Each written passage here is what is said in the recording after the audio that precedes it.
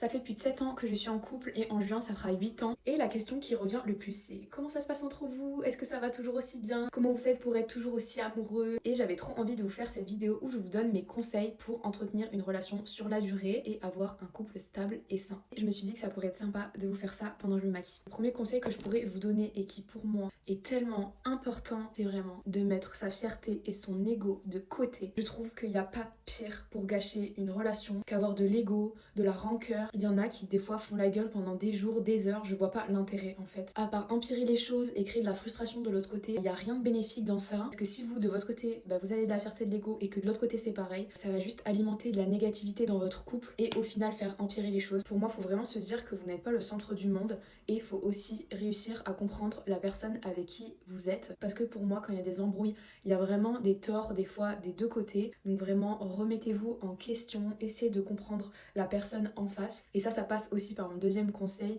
qui est la communication. Après, la communication c'est bien, donc il faut savoir communiquer aussi. Et ça passe par plusieurs choses. Déjà, savoir rester calme, expliquer calmement ce que vous ressentez, comment vous avez vécu la situation et écouter aussi l'autre personne, comment elle a vécu la situation, ce qu'elle vous reproche et pourquoi vous en êtes arrivé là en fait. Une autre chose aussi, parce que c'est humain, c'est normal, c'est nos émotions, si vous êtes énervé, ça sert à rien de parler en fait. Genre nous, quand on s'embrouille et qu'on sent que ça peut commencer à monter, c'est souvent là aussi que vous allez dire des choses que vous pensez pas et que vous pouvez blesser l'autre.